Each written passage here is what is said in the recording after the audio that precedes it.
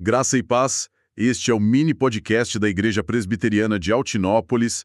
Hoje a gente vai fazer uma análise profunda de uma das figuras assim mais infames da Bíblia, Jezabel. A nossa conversa vai se basear principalmente nos livros de Reis que contam a história dela, e também numa referência bem surpreendente lá no livro do Apocalipse. Uma referência que mostra o tamanho do legado negativo que ela deixou, né? Exato.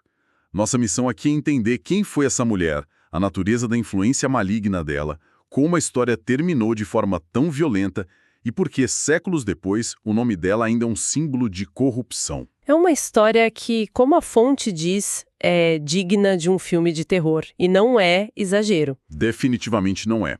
E para entender o fim, a gente precisa começar pelo começo, pelo casamento político que a introduziu em Israel. Exato.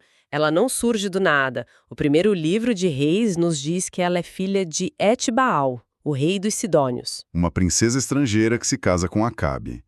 E a Bíblia é bem clara sobre Acabe, né? Diz que ele foi um dos piores reis que Israel já teve. Um dos piores. Ele já era idólatra, já tinha um histórico muito ruim, mas o casamento com Jezabel institucionaliza o paganismo em Israel. É como se ela oficializasse a coisa toda. Exatamente. Ela não veio só como esposa, ela veio com uma agenda. E ela trouxe o culto a Baal, a principal divindade cananeia, e o impôs como religião de Estado. E é importante a gente entender a natureza desse culto, porque não era só adorar uma estátua, né? Não mesmo. Era um culto de fertilidade. A crença era que Baal e a deusa Astarote precisavam, digamos, copular para trazer chuva e fertilidade para a terra. Nossa. E menina, era parte indispensável do culto. O que é uma afronta direta e absoluta a tudo que Deus tinha estabelecido para o seu povo, que separava completamente a sexualidade do culto sagrado. Um contraste violento. E é nesse cenário que surge o grande antagonista de Jezabel. O profeta Elias. E o confronto deles começa de uma forma, assim, épica. Totalmente. Elias desafia o poder de Baal no seu ponto mais forte. Ele ora para que não chova, e a seca dura 3 anos e meio. Ou seja, não é só um desastre natural, é um juízo teológico. É uma declaração de guerra espiritual. Elias estava dizendo, o seu Deus da chuva não tem poder nenhum. E a Jezabel não ficou parada vendo isso acontecer. Longe disso. Enquanto a seca castigava a terra, o texto diz que ela se dedicou a exterminar os profetas do Senhor. Uma perseguição mortal declarada. E tudo isso leva àquele clímax no Monte Carmelo. Elias contra os 450 profetas de Baal. Uma das cenas mais conhecidas da Bíblia. Deus responde a Elias com fogo do céu. Os profetas de Baal são executados. Poderia parecer o fim da influência dela. Poderia, mas não foi. Não foi. E aqui a gente vê a audácia dela. Em vez de se arrepender ou de ter medo, ela dobra a aposta. Ela se enche de fúria. É impressionante. Ela manda um recado para Elias, uma ameaça de morte direta. Sim, ela jura matá-lo. E o poder dela era tão real, tão palpável, que o mesmo profeta que desafiou centenas de homens e viu fogo cair do céu, Foge. ele foge para o deserto com medo da ameaça de uma única mulher. Isso mostra o tamanho do poder que ela exercia. Era um poder político, psicológico, aterrorizante. Ela era a força por trás do trono. E se esse episódio mostra a audácia, a história da vinha de Nabote revela a crueldade e a manipulação dela num nível mais baixo. Assim, capítulo 21 de 1 Reis. É um retrato perfeito do caráter dela. O rei Acabe cobiça a vinha de um homem, Nabote. E o Nabote se recusa a vender porque era a herança da família dele. Exato. E Acabe reage como uma criança, fica deprimido, se recusa a comer. Uma birra real. Uma birra. E aí entra Jezabel.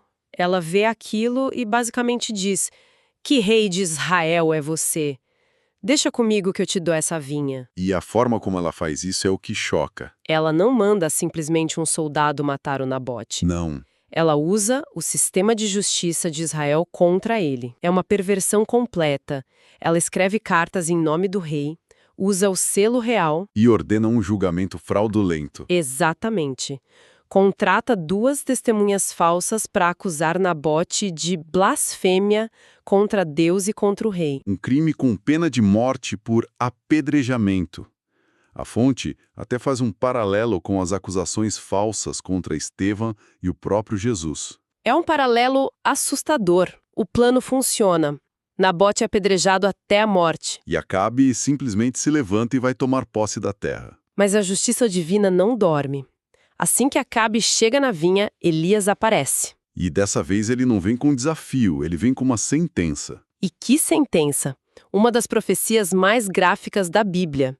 Elias diz que os cães vão lamber o sangue de Acabe e que vão devorar Jezabel junto ao muro de Jezreel. Uma morte terrível, sem honra, sem sepultura. E a profecia começa a se cumprir primeiro com Acabe. Sim, ele morre em batalha, atingido por uma flecha disparada ao acaso.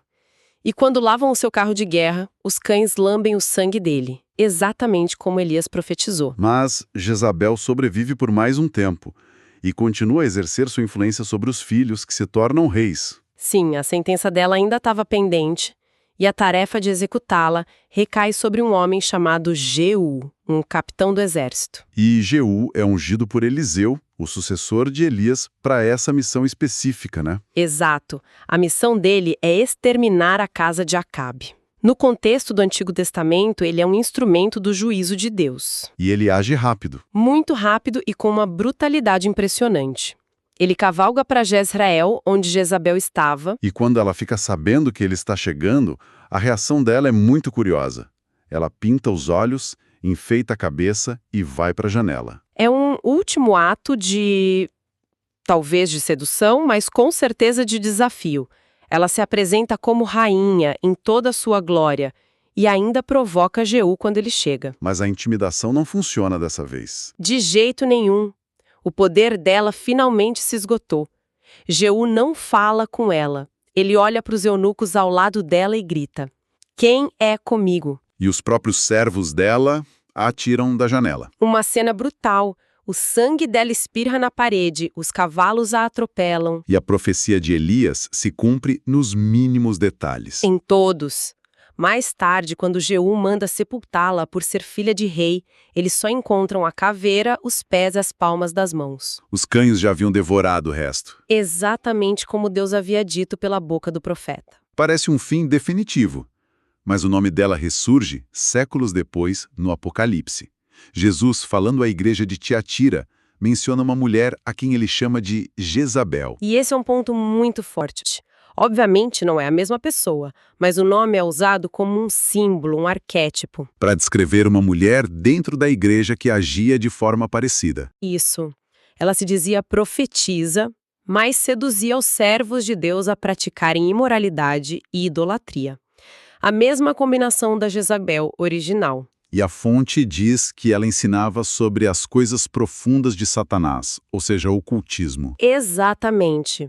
Introduzindo práticas ocultistas dentro da comunidade cristã. E a fonte faz uma conexão disso com os dias de hoje, que eu achei bem pertinente. Faz uma conexão direta. Aponta a popularização da feitiçaria, da bruxaria, do ocultismo em livros, séries, principalmente para o público jovem. E não é apresentado como algo feio, mas como algo atraente. Como uma forma de poder, de libertação, né? Exatamente. O mal que não vem com a cara feia, mas que se disfarça de beleza e poder. A fonte até menciona aquela canção popular do Lulu Santos e do Nelson Motta. Jezabel, é verdade. Sim, que a descreve como feiticeira, deusa da ilusão. É quase uma romantização da figura dela. O que mostra como essa influência maligna, que se disfarça de algo atraente, persiste. E pode parecer bem desanimador. Parece que esse tipo de mal é aplaudido. E é. Mas a história e a nossa fé não termina com Jezabel. A resposta a essa influência não é outro Jeú. A resposta é Jesus Cristo. É uma mudança de perspectiva fundamental. Total.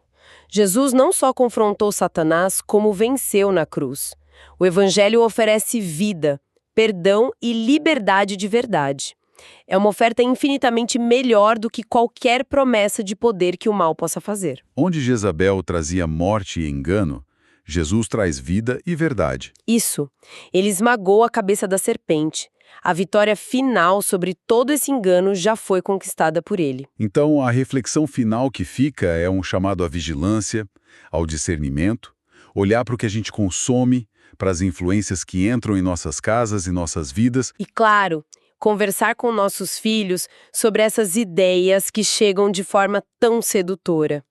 É um chamado para a gente escolher andar com Jesus, na luz. Pois, no fim das contas, a grande verdade é que a vitória sobre todo o mal já foi conquistada por ele na cruz.